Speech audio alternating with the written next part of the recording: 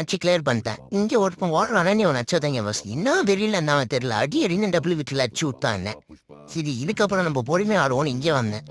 இந்த இடத்துல வந்து இங்கே லூட்டுனா பொறிக்க அடிதான பார்த்தா இவன் ஒருத்தன். இவனும் அடிக்கிறான் என்ன தூக்கி பீனேட்டில் அடிச்சு விட்டான் செத்துட்டான். அடி எப்படியோ அடிச்சது எட்டு மாத்தானா நான் தப்பிச்சேன். சரி இதுக்கப்புறம் நம்ம பொறுமை கேம் பிளே பண்ணுவோம் அப்படின்ட்டு இருக்கிற கண்ணை வச்சு மேனேஜ் பண்ணுவான்னு இங்கே வந்தா இங்கே ஒருத்தர் என்னடா எங்க போனோட இனிமே என்னை வாழ விடுங்கடான்ற மாதிரி தான் இருந்துச்சு. சொன்னா கேட்க மாட்டானு போல தெரியும். இதுக்கப்புறம் சம்பவம் தான் ஏறி அவன் அழுத்தின தான் அவன் சித்து தோண்டிட்டான். இதுக்கப்புறம் ஃபயரான கேம் பிளே கொடுக்குறோம். நம்ம ஆடி 3 கிலோ அஸ்டோன்ட்டு ஒரு திமிழில் போய் அடிச்சேன். இங்கே ஒரு ஆஃப்லைன் பர்த்டே சூப்பர் கண்டக்டுக்கு ஏற்ற மாதிரியே வரான்ற மாதிரி அடிச்சேன். ஆனால் இங்கே தான் நடக்கும். ஸ்கைலரை போட்டு ரஷ் பண்ணுவேன்.